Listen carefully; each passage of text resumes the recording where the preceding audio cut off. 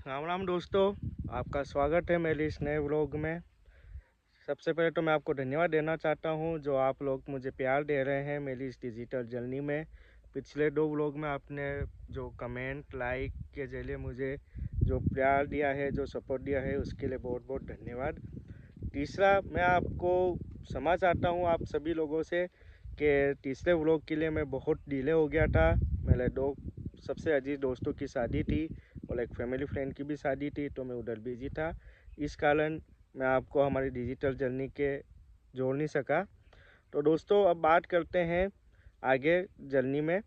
जैसे ही हमने आपको पिछली बार बताया था कि कैसे हमने 3 फसलों को मैनेज कर रखा है, अब उन्हीं 3 फसलों को इस व्लॉग में मैं बताना चाहूँगा कि कैसे किस फसल को कितनी दिन में पानी दिया और किस फसल में क्या छिड़काव करवाया था, बीज बोने से पहले और बीज बोने के बाद।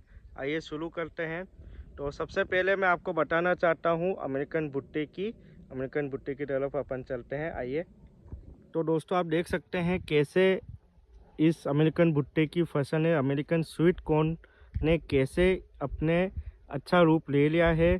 ऊपर आप देख सकते हैं किसी की सभी फसलों के ऊपर मांझले आ गए हैं सभी पौधों के, और आप देख सकते हैं कि पौधे भी जो है फ्रूटिंग्स भी तैयार होने वाली है धीरे धीरे। तो अब इसमें हमने ये करवाया था कि फसल को जब बीज बोने थे उससे पहले हमने हकाई करवाई थी एक बार। उसके बाद हमने इसमें एक ऑर्गेनिक जो बायो फर्टिलाइज़र होता है उसका छिड़काव करवाया था। उसके बाद पानी दिया था एक फसल को। उसके बाद हमारे यहाँ पे एक इल्लर लग गई थी, उसके लिए हमने जो इंसेक्टिसाइड्स का जो छिड़काव करवाया था वो मैं आपको बताने जा रहा हूँ, दवाइयों को बताने जा रहा हूँ। वो लोग आप छिड़काव करवा सकते हैं अपने अमेरिकन स्वीट कॉर्न पे। मैं उन दवाइयों को तो दोस्तों, जिस स्प्रे की मैं बात कर रहा था वो ये तीनों मिलके फिर एक स्प्रे बनता है। ये तीनों ही अच्छे ग्रोथ और इंसेक्टिसाइड्स से बचाने के लिए होता है। जैसे मैं आपको पहले व्लॉग में भी बता चुका हूँ कि इसमें इल्ल लग चुकी थी, एक इंसेक्ट लग चुकी थी, उसके लिए लार्गो मिलाया है। बाकी मैक्सीड ग्रोथ के लिए और वेटसीड भी ग्रोथ के लिए किया गया है यूज़। और आप देख सकते हैं कि अब कितना अच्छा इनका ग्रोथ हो चुका। तो आप लोगों ने देखा कि कैसे उस छिड़काव करने के बाद हर पौधा जो है अच्छी हाइट ले चुका है, अच्छी उसकी ग्रोथ हो चुकी है। और उसके बाद हमने इस फसल को जो पानी है कम से कम 3 से 4 बार हमने इसको पानी 4 बार हम पानी दे चुके हैं। एक पानी और बच रहा है। एक पानी के बाद इसकी जो है कटाई शुरू हो जाएगी। और अब हम आगे बढ़ते हैं दूसरी फसल की ओर। तो दोस्तों, ये हमारी दूसरी फसल है चना। चने को जब हमने बोया था, इसको हमने बोने से पहले केवल इसमें भी हमने बायो फर्टिलाइज़र ही यूज़ किया था। बोने से पहले सब में छिड़काव करवा दिए थे। उसके बाद हमने इसको बोया और अक्टूबर लास्ट की जो बारिश थी, एक पानी वो लग गई थी फसल को। उसके बाद मात्र अभी तक आज आप देख सकते हैं 3 महीने हो गए हैं। इस 3 महीने में हमने केवल एक पानी दिया और ये नेचुरल ग्रोथ है। हमने किसी भी पेस्टिसाइड का यूज़ नहीं किया है। मैं आपको आप देख सकते हैं कि ये जो चने हैं ये अच्छे पक चुके हैं और इनकी भी मैक्स टू मैक्स 15 से 20 दिन में इनकी भी कटाई जो है वो होने लग जाएगी हमारी इस एरिया में। अपने थोड़ा सा टाइम है। तो अब आगे बढ़ते हैं अपन तीसरे फसल की ओर। तो दोस्तों, हमारी जो तीसरी फसल है वो है गेहूँ। गेहूँ में भी हमने यही किया था कि जब गेहूँ को बोने की जब बारी आई थी तब हमने बोने से पहले बायो फर्टिलाइजर्स करवा दिया था जितने में हमने गेहूँ बोए हैं। उसके बाद हमने इसमें एनपीके का छिड़काव करवाया था। एनपीके का जो फुल फॉर्म होता है वो होता है नाइट्रोजन फॉस्फोरस पोटेशियम।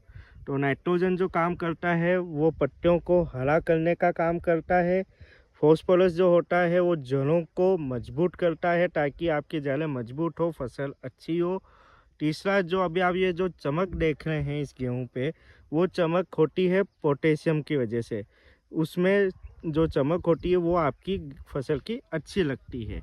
तो उसका आप रूप देख सकते हैं कि कितना एकदम ब्राउनिश गोल्डन हो रखा है ये। उसके बाद हमने गेहूं कर दिया। गेहूं के बाद हमने नैनो का छिड़काव करवा दिया था। नैनो के छिड़काव से क्या होता है कि आपकी जो फसल होती है उसकी पैदावार अच्छी होती है। इसको भी हमने अभी तक केवल 3 पानी दिया है गेहूं को, और इसकी ग्रोथ भी अब हो चुकी है। गेहूं का निकलने का टाइम आ चुका है, इसके हार्वेस्टिंग का टाइम आ चुका है। होली है, 3 से 4 आज होली है, तो आप देख लीजिए कि 10 से 15 दिन में इसके निकलने का समय आ गया है। तो दोस्तों, ये थी मेरी तीनों फसलों का हाल। कौन सी फसल को कितना पानी दिया वो मैं आपको बता चुका हूँ। कौन सी फसल में किस चीज़ का छिड़काव किया है वो भी मैं आपको बता चुका हूँ।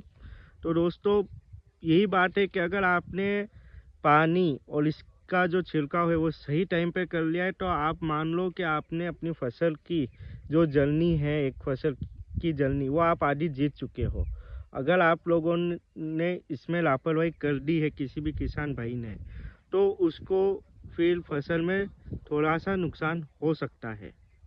तो दोस्तों, ये था मेरा आज का व्लॉग।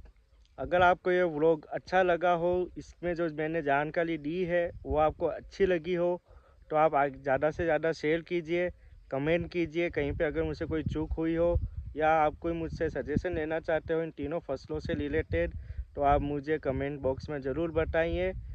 आज के व्लॉग के लिए इतना ही। मिलते हैं अगले व्लॉग में। राम राम दोस्तों।